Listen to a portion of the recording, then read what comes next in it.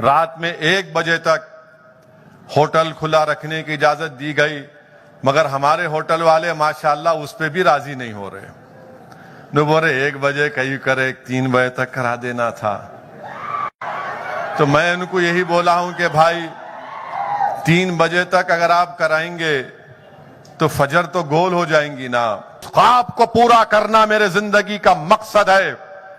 मैंने अपने मरहूम वालिद जब बिस्तर मर्ग पर थे तो गुफ्तगू मैं और अकबर करते थे, तो सालार हमेशा यही कहते थे कि मंजलिस को मजबूत रखना, मंजलिस को आगे लेकर जाना।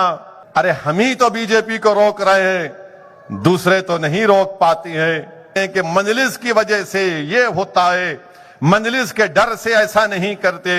हम बीजेपी वालों को पूछना चाहेंगे, आप कब तक भाईजान का जिक्र करेंगे? कभी अपना भी तो जिक्र करो। सच मुझे बताएगी कि क्या बोलूं ना बोलूं, तो फिर मेरे आलिम दीन क्या करेंगे, मुहद्दिस क्या करेंगे, मुफ्ती क्या करेगा, फिक्र के मसाइल कौन बयान करेगा? क्या तुम फिक्र के मसाइल बयान करोगे? हम जानते हैं आप क्या करना चाहते हैं।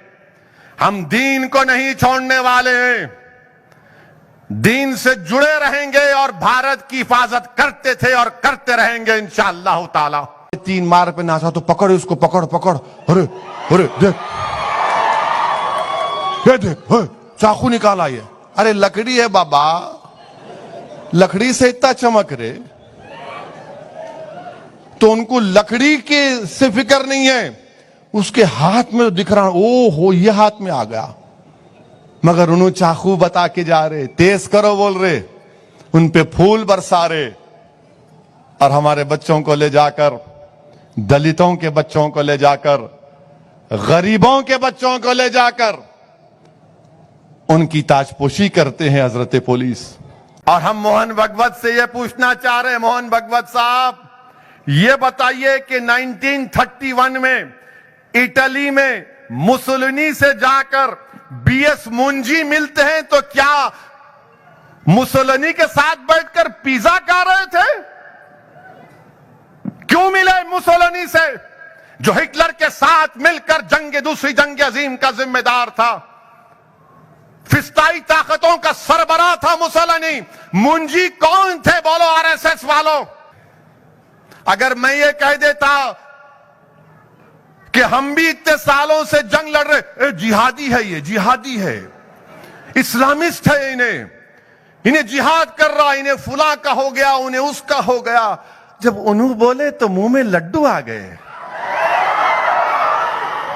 रात में 1 बजे तक होटल खुला रखने की इजाजत दी गई, मगर हमारे होटल वाले माशाअल्लाह उस पे भी राजी नहीं हो रहे। न बोले 1 बजे कहीं करे 3 बजे तक करा देना था। तो मैं उनको यही बोला हूं कि भाई 3 बजे तक अगर आप कराएंगे तो फजर तो गोल हो जाएंगी ना। तो खैर कमिश्नर पुलिस भी, उन्होंने भी हैदराबाद के है, तो हमारे एमएलएस को बोले कि मैं हैदराबाद को जानता हूं, आप 1 बजे तक बस है। तो खैर 1 बजे तक अल्हम्दुलिल्लाह होटल को खुला रखने की इजाजत मिली। अब हमारे बंडी वाले भी हैं माशाअल्लाह, वो भी अपना इडली डोसा वड़ा चल रहा है उनका भी। तो मजलिस हर चीज में हमारे अराकीन बल्दिया मेहनत कर रहे हैं, कोशिशें कर रहे हैं, और ख्वाब को पूरा करना मेरे जिंदगी का मकसद है। मैंने अपने मरहूम वालिद जब बिस्तर मर्ग पर थे तो गुफ्तगू मैं और अकबर करते थे, तो सालार हमेशा यही कहते थे कि मंजलिस को मजबूत रखना, मंजलिस को आगे लेकर जाना। तो इंशाअल्लाह ताला हम मंजलिस को आगे लेकर जाएंगे। दूसरा काम तो दुनिया में मुझे आता ही नहीं है सिवाय मंजलिस के। मंजलिस ही मेरी जिंदगी है, और यही मेरी जिंदगी हुई है, और यही जिंदगी में मेरा अख्ताम भी होगा। मेरे अजीज दोस्तों और बुजुर्गों, बल्कि मैं अपने जमाती रुफ़ा से कहूंगा कि हमको और काम करना है। तेलंगाना के असेंबली इंतखाबात जब भी आएंगे, हमको एक तारीखी कामयाबी से हमकिनार करना है मजलिस इत्तेहादुल मुस्लिमीन को। पहले से ज्यादा हमको अपनी कामयाबी को, पहले से ज्यादा हमको अच्छा परफॉर्मेंस करना पड़ेगा। यकीनन बीजेपी को रोकना है। अरे हम ही तो बीजेपी को रोक रहे हैं, दूसरे तो नहीं रोक पाती हैं। आज आप देखते हैं कि जब हैदराबाद में बल्दिया का इलेक्शन हुआ तो अमित शाह से लेकर योगी आदित्यनाथ से लेकर आरएसएस के बड़े बड़े लोग हैदराबाद के पार्लियामेंट के हलके में और नामपल्ली असेंबली हलके में आकर काम किए। 4-4 घंटे उत्तर प्रदेश के वजीर आला फिरे, मगर अल्हम्दुलिल्लाह अल्लाह का बड़ा फजल और करम रहा। अल्लाह ने मजलिस को कामयाब किया। हमारे जितने कॉरपोरेटर थे उतने कॉरपोरेटर्स वापिस आए, पूरी कोशिशें कर लिए, मगर अल्लाह ने उनको शिकस्त दी और अल्लाह ने मजलिस को कामयाबी से हमकिनार किया। और इंशाअल्लाह ताला आप देखेंगे कि असेंबली इंतखाबात में भी बीजेपी हारेगी, बीजेपी को शिकस्त होगी इंशाअल्लाह ताला। दोबारा आएंगे वजीर आजम, दोबारा आएंगे अमित शाह, दोबारा आएंगे उत्तर प्रदेश के मुख्यमंत्री, बहरहाल कहां कहां से लाकर सबको उतार देंगे, मगर जो पैराशूट से उतरता है उसको हैदराबाद का नक्शा ही नहीं मालूम। जो आएंगे अपना भाषण करेंगे और जितने बीजेपी के लोग हैदराबाद को या तेलंगाना में आएंगे, हैदराबाद में वो उनका जलसा होगा, या आदिलाबाद में होगा, या करीमनगर में होगा, या वरंगल में होगा, या नलगुंडे में होगा, या महबूब नगर में होगा, तो हर बीजेपी का लीडर पहले ही 5 मिनट में अल्हम्दुलिल्लाह आपकी ताकत का जिक्र करता है, आपके इत्तेहाद का जिक्र करता है, आपकी सियासी सोच का जिक्र करता है कि ये सियासी सोच मजलिस को कामयाब करती आई है। आज आरएसएस बीजेपी परेशान है, सेकुलर पार्टियां परेशान हैं कि आखिर क्या बात है कि मजलिस इत्तेहादुल मुस्लिमीन ताकतवर से ताकतवर होती जा रही है। मैं सलाम करता हूं आपको कि आपकी सियासी सोच और इत्तेहाद की वजह से यहां पर बड़े से बड़े सियासी पार्टियां आकर नाकामी उनका मुकद्दर बन जाता है। मेरे अजीज दोस्तों और बुजुर्गों, कदमों को रोका जाए। बड़ी बड़ी बातें बीजेपी करती हैं, हर तकरीर में एक बात बल्कि 2-3 मिनट से ज्यादा मजलिस का जिक्र करते हैं कि मजलिस से ज्यादा मजलिस का जिक्र करते हैं कि मजलिस की वजह से ये होता है, मजलिस के डर से ऐसा नहीं करते। हम बीजेपी वालों को पूछना चाहेंगे, आप कब तक भाईजान का जिक्र करेंगे? कभी अपना भी तो जिक्र करो, कभी अपना भी तो रिकॉर्ड पेश करो। कब तक आप हमारा जिक्र करके हमारे हिंदू भाइयों को डर दिलाते रहेंगे? अरे आज तेलंगाना का है कि मजलिस से डराने से वो डरता नहीं। वही हमारा हिंदू भाई, दलित भाई, बैकवर्ड क्लास का भाई जब दारुसलाम को आता है और आकर हमसे काम करवाता है, हम उसके काम को करवाती हैं तो वो खुश होकर चला जाता है। दारुसलाम में किसी से ये नहीं पूछा जाता कि बताओ तुम्हारा मजहब कौन सा है, बताओ तुम कौन सी बिरादरी से आते हो, तुम कौन से ओबीसी कास्ट से हो।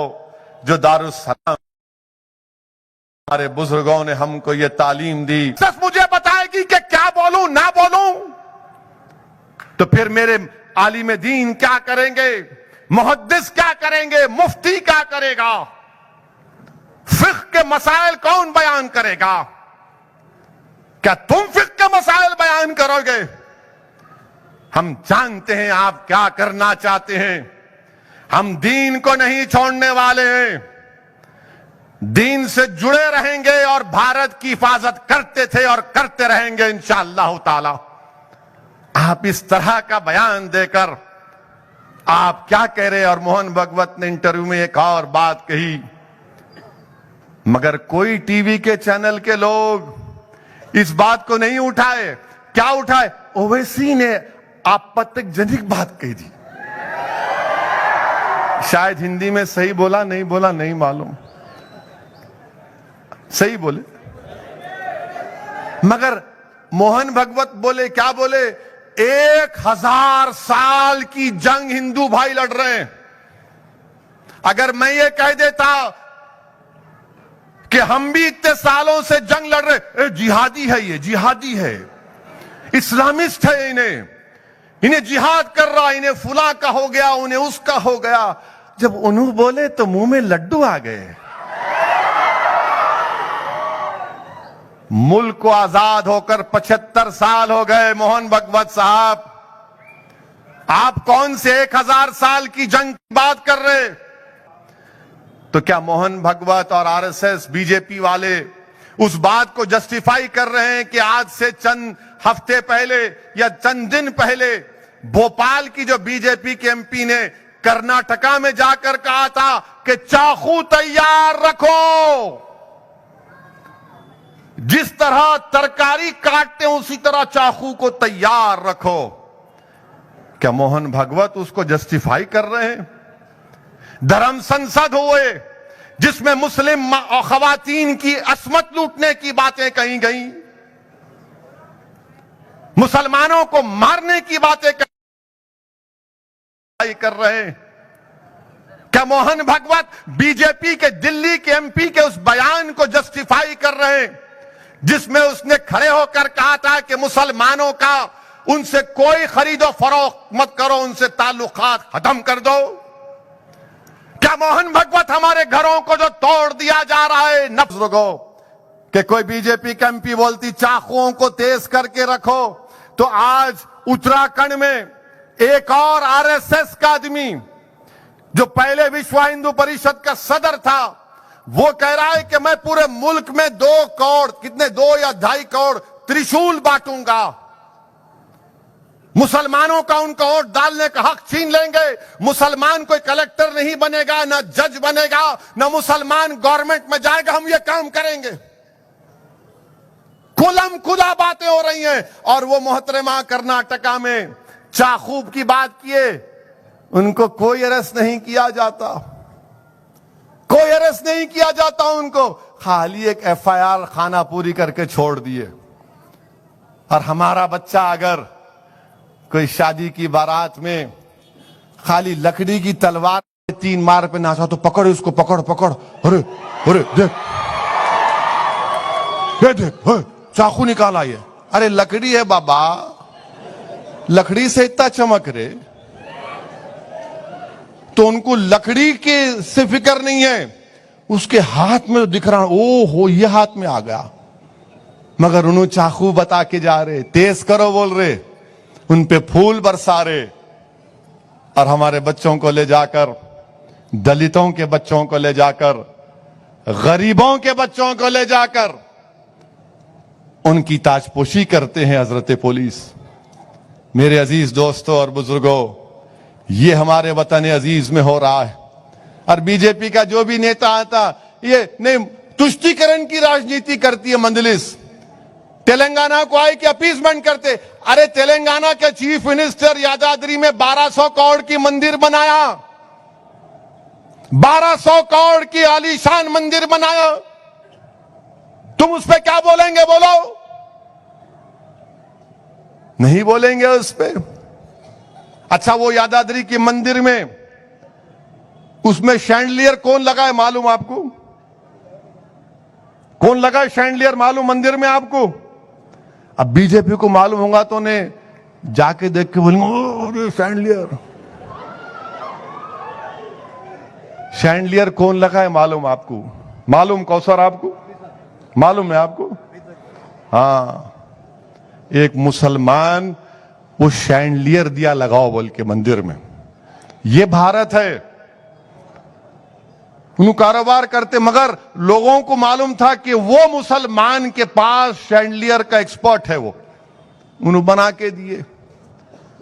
ये भी हकीकत है। तो ये तेलंगाना में होता है और बीजेपी इससे नफरत करती है।